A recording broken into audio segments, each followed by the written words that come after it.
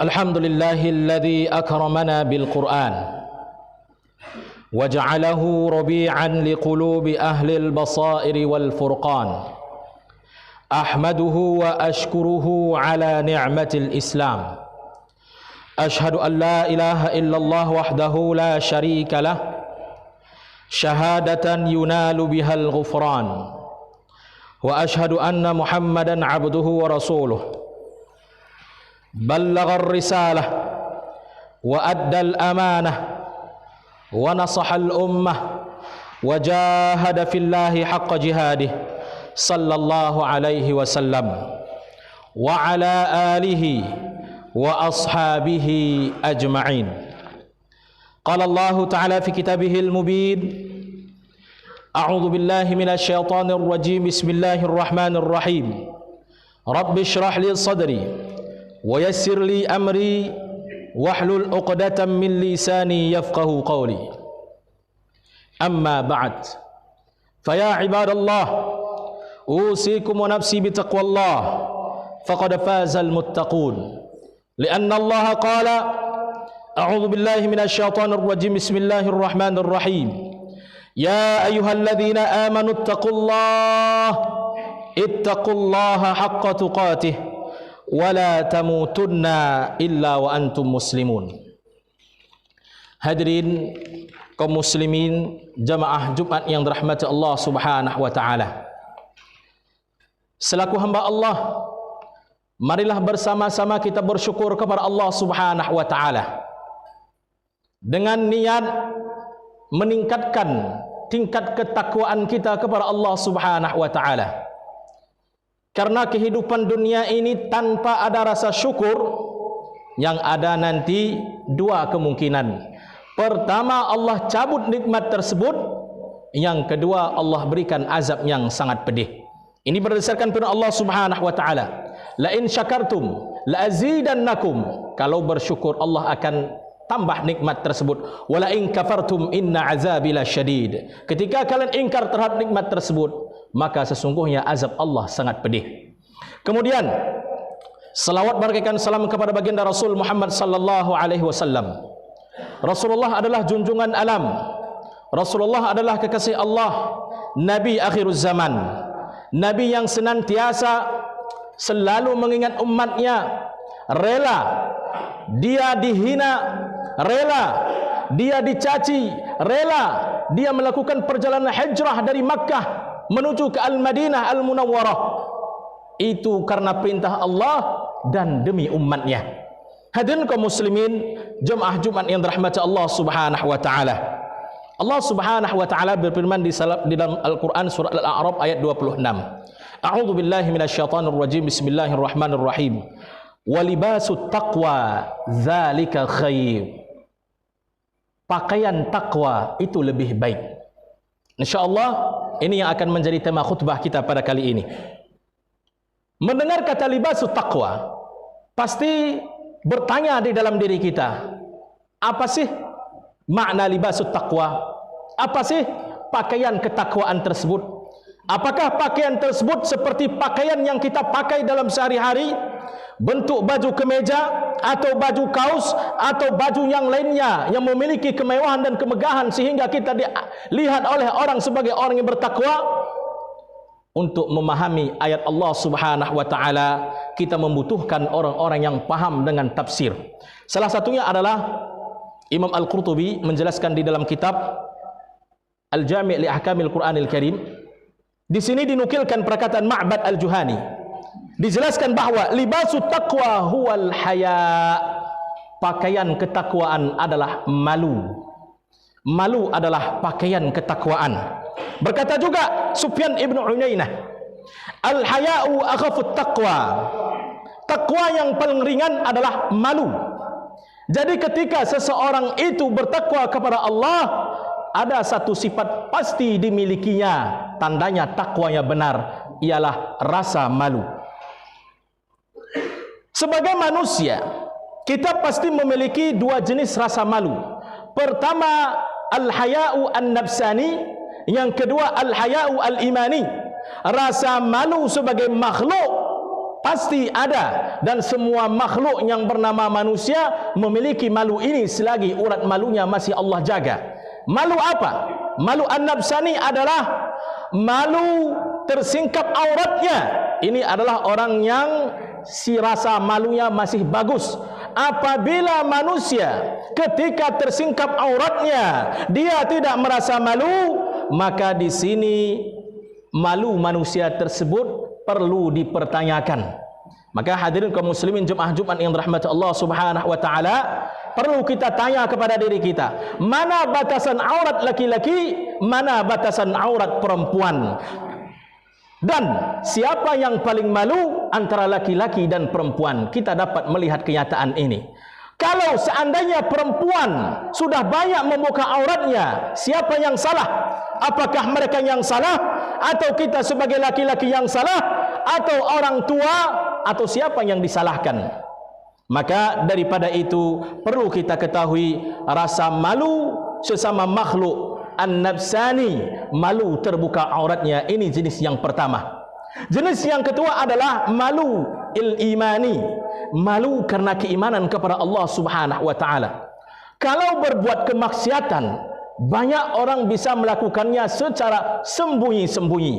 Orang bisa melakukan kemaksiatan tidak diketahui oleh semua orang. Tapi kenapa sebahagian orang ketika diberikan kesempatan untuk melakukan kemaksiatan, melakukannya sendiri-sendiri, tidak ada yang melihatnya?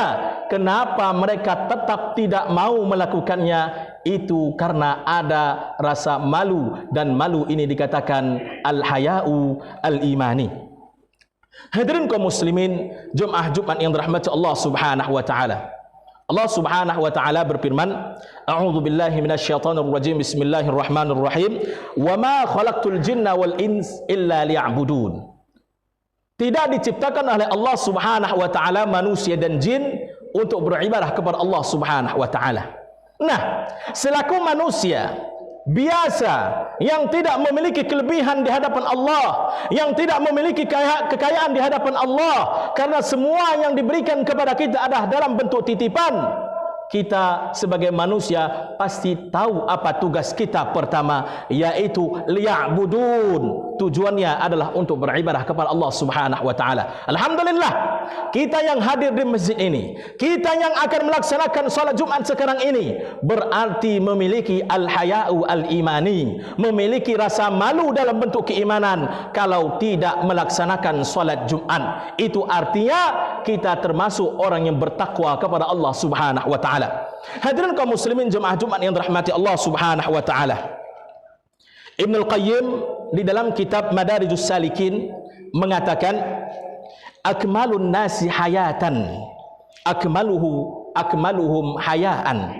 Manusia yang paling bagus kehidupannya, yang paling sempurna di sisi Tuhannya kehidupannya, akmaluhum hayaan, orang yang paling sempurna rasa malunya. Malu dia tersingkap auratnya, malu dia saudaranya melakukan keburukan, malu dia dirinya melakukan keburukan, malu dia secara nafsani, malu dia secara imani.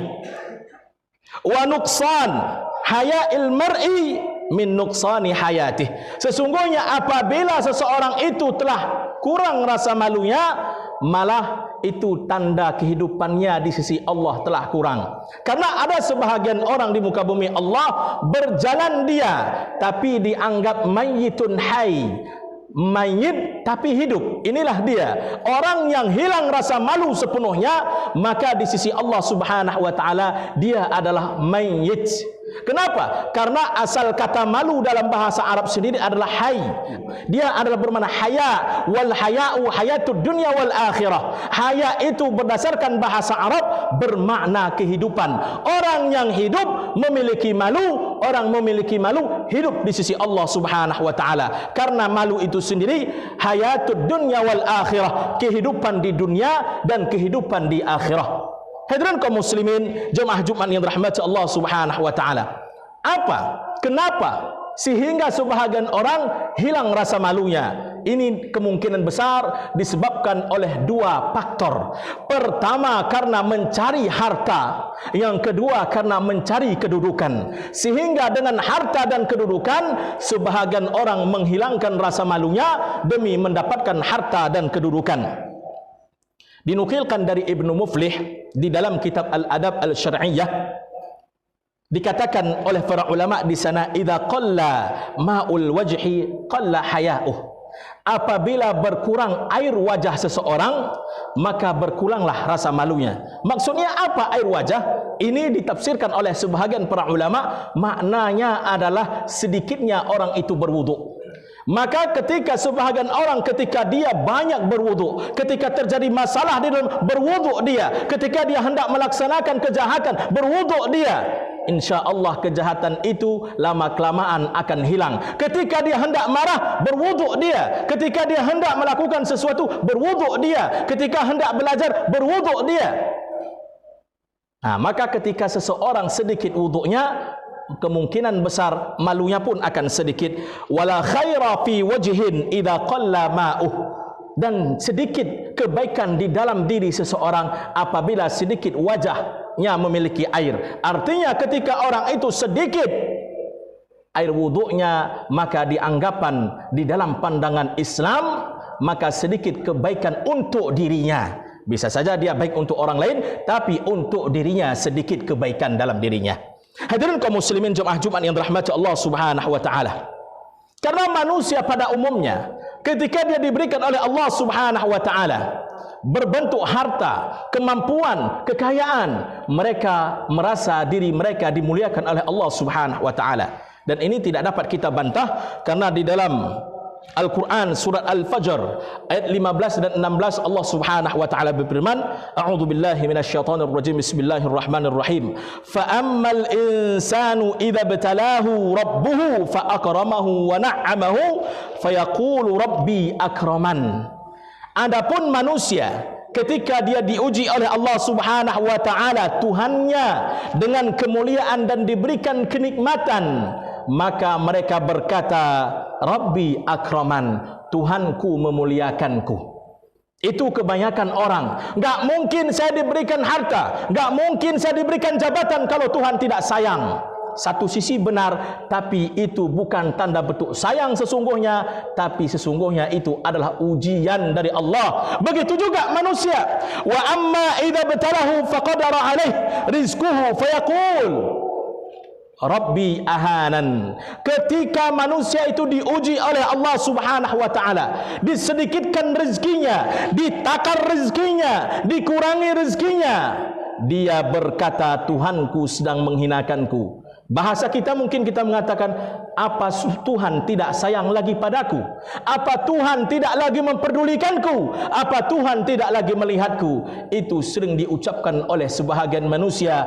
Padahal harta kekayaan, cobaan namanya, bukan bentuk sayang dan tidak sayang Allah Subhanahu wa taala. Kalau Allah sayang kepada seseorang, banyak sekali disebutkan di dalam Al-Qur'an. Salah satunya adalah man aradallahu bihi khairan yufaqihu fid din khairukum man ta'allama al-Qur'an wa 'allamahu. Salah satu orang disayang oleh Allah diberikan tanda sebaik-baik manusia, dan dikatakan tadi sebaik-baik manusia adalah orang yang belajar Al-Qur'an dan mau mengajarkannya. Kalau kita mau orang disayang oleh Allah, jadilah tentunya kita dekat dengan Allah Subhanahu wa taala, bukan mencari derajat, bukan mencari harta, dengan cara menghilangkan rasa malu, sehingga libasut taqwa tidak dapat kita kenakan di dalam diri kita. Hadirin kaum muslimin jemaah Jumat yang dirahmati Allah Subhanahu wa taala, inna rabbaka labil mirsad.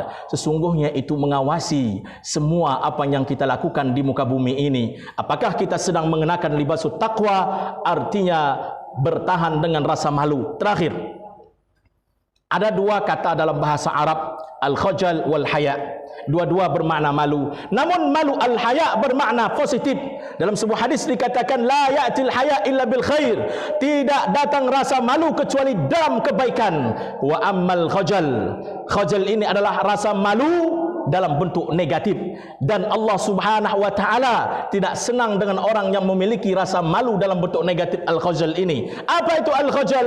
Ketika diperintahkan melakukan kebaikan malu, ketika diperintahkan untuk melakukan kebaikan dia tidak rasa enak, ketika disuruh mendekatkan diri kepada Allah tidak pernah merasa enak. Ini adalah khajal, dan khajal ini ya'ti minasyaitan, datangnya daripada waswas syaitan. Ketika hal itu datang kepada kita, mari kita lihat diri kita, berarti jangan diikut, karena al-haya, malu yang baik dalam Islam datangnya dalam kebaikan, bukan sebaliknya. Hadirin kaum muslimin jemaah Jumat yang dirahmati Allah Subhanahu wa taala, inilah Jumat yang singkat, semoga bermanfaat bagi kita. Fa'tabiru ya ulil albas.